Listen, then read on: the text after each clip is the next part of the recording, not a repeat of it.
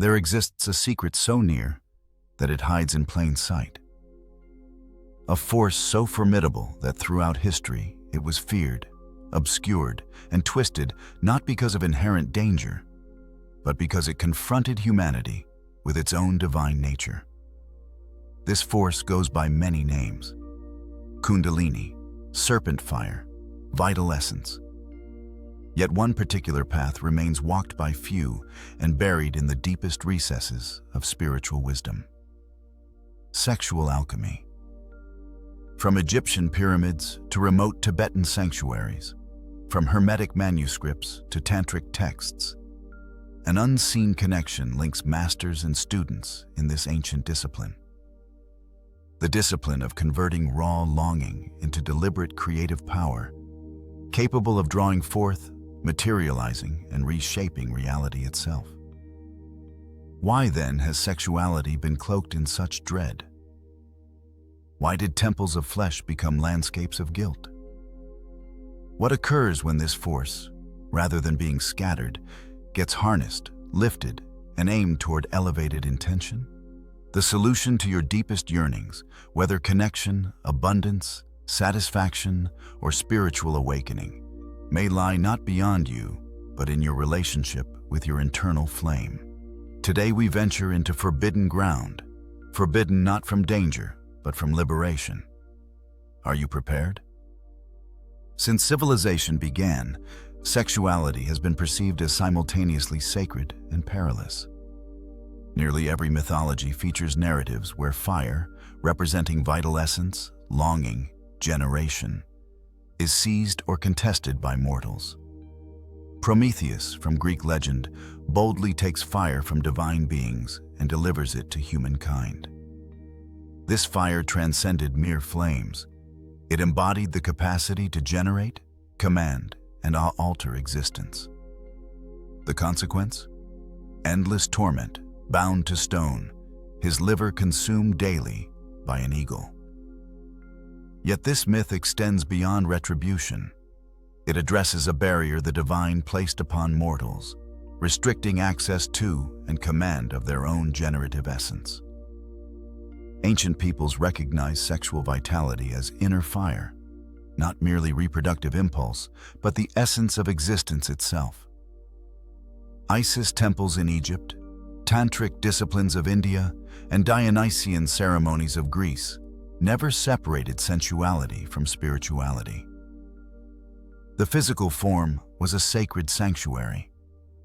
The fusion of polarities during intimate union mirrored universal harmony. Masters always grasp this dual character of sexual force. It enslaves or emancipates, chains to transient gratification, or unlocks passages to transcendent bliss. In Hermetic wisdom, this vitality appears symbolized in Hermes' caduceus, two serpents spiraling around a central rod. That rod represents the spinal axis where serpent fire slumbers, awaiting activation. How did this force become veiled throughout time?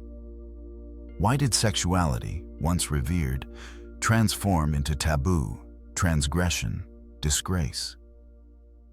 The answer resides in the inherent authority this vitality carries.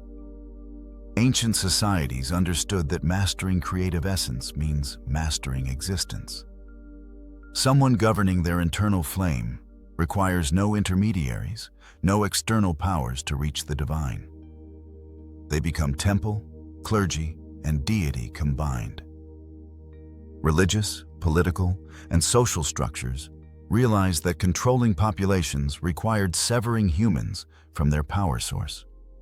They converted pleasure into remorse, longing into offense, flesh into adversary, and the fire meant to ascend the spine as illumination descended and scattered like ash.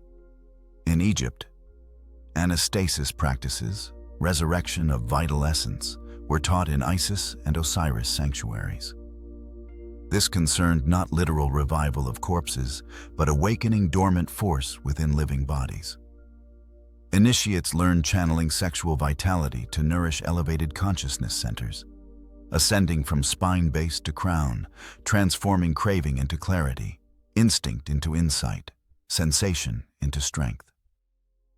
Creative essence is ambivalent, nourishing or destroying, eros and thanatos, existence and extinction.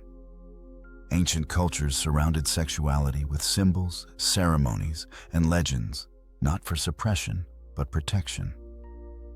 They knew without awareness, fire becomes devastation. With awareness, fire becomes radiance. Today we inhabit profound contradiction. We encounter sexual stimulation everywhere, yet feel energetically depleted.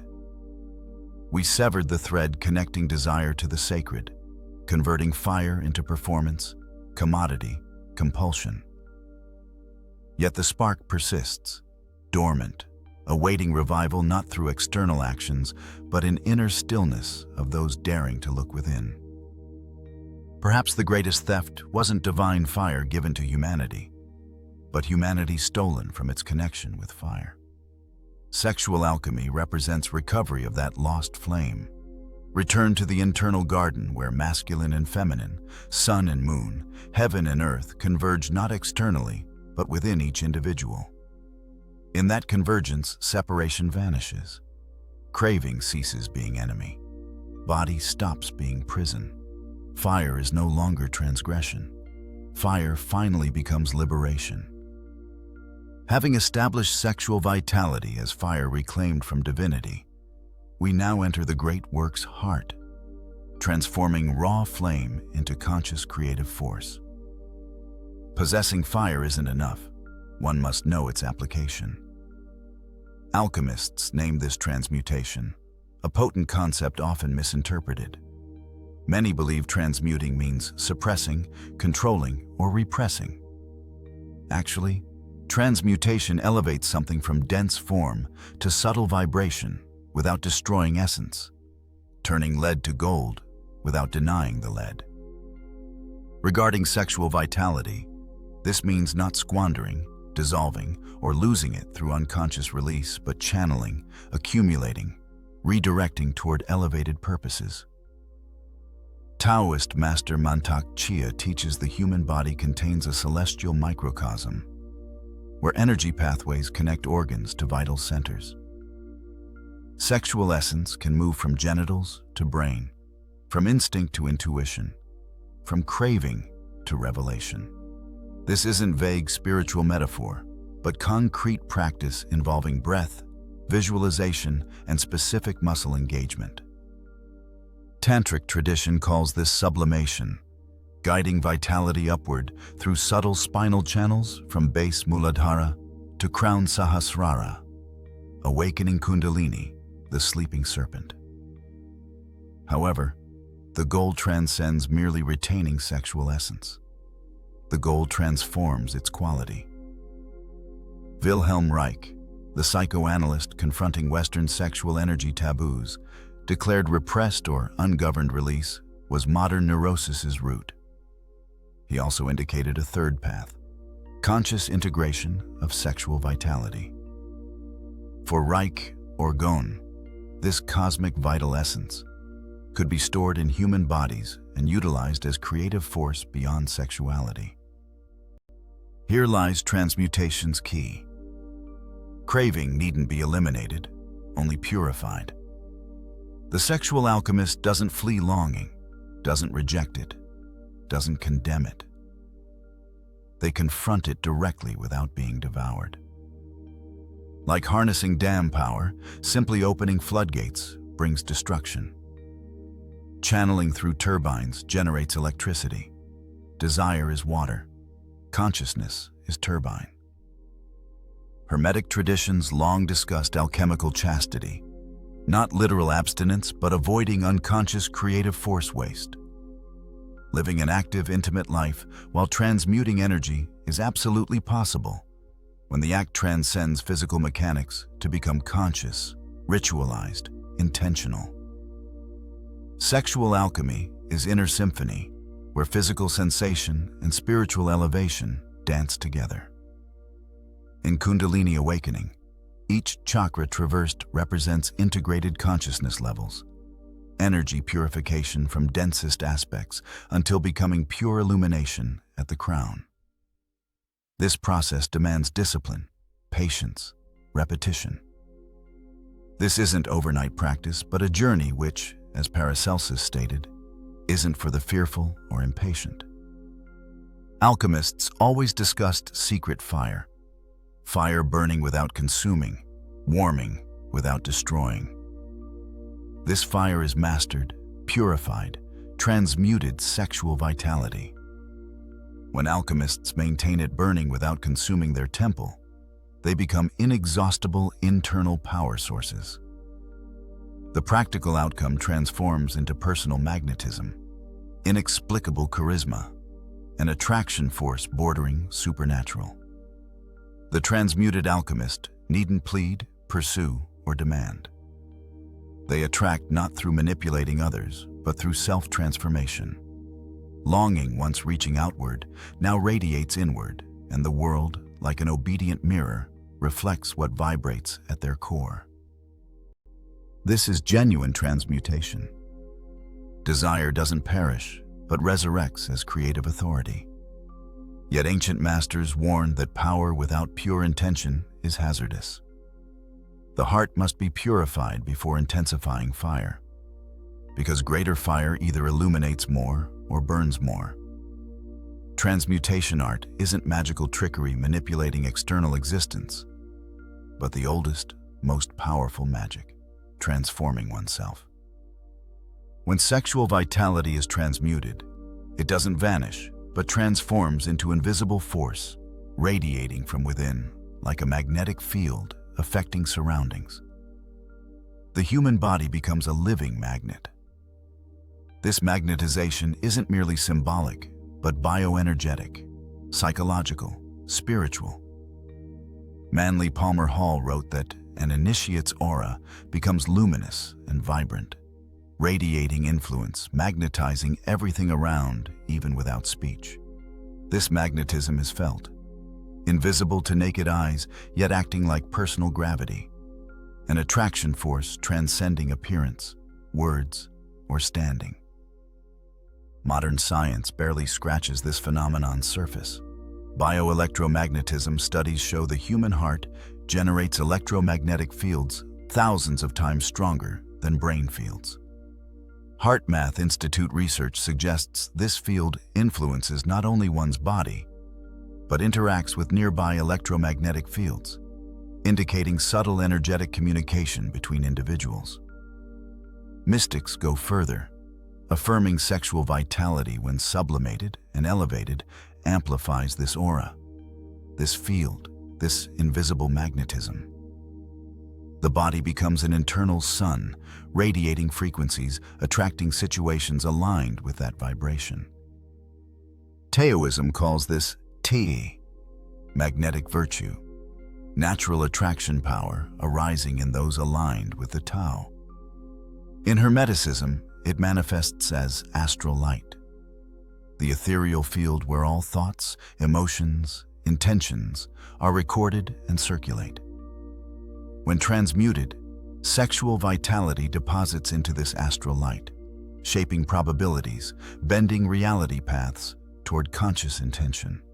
Carl Jung reflected that eros isn't merely sexual instinct, but psychic force connecting and uniting everything.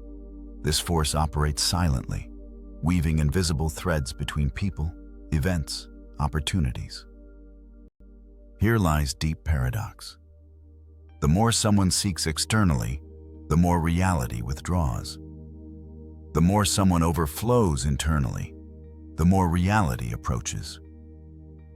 True magnetism isn't effort to attract, but a state of being. Great sexual alchemy masters were often described as fascinating, irresistible, radiant, not from appearance, but because they carried dense, vibrant, luminous energy fields. This magnetism was personal power, not modern manipulation or control, but power of being so complete within oneself that the universe reorganizes around that center. Sexual alchemy doesn't just attract people romantically. It attracts opportunities, synchronicities, abundance, insights. Creative essence, when not leaked, seeks other expression. If not exhausted in physical sensation, it becomes creativity, courage, vision. Nikola Tesla attributed his creative capacity to sexual energy sublimation, avoiding physical relationships not from moralism, but understanding this energy was his creative fuel, transforming it into focus, invention, and ideational connection. Modern sexual alchemists may choose celibacy or not. Literal abstinence doesn't generate magnetism, but consciousness does. Deliberate energy use, maintaining elevated intention and awakened presence even amid physical sensation, not losing center, means not being overtaken by pleasure's automatism, acting impulsively without direction. Being fully present with body and soul unified. Self-forgetting occurs when desire takes control and awareness fades. When pleasure becomes escape instead of portal. When humans reduce to reactive mechanisms, losing presence threads. That's real waste, not energy itself, but its escape without intention, purpose, consciousness. Unconscious release drains because it disperses vital force without return.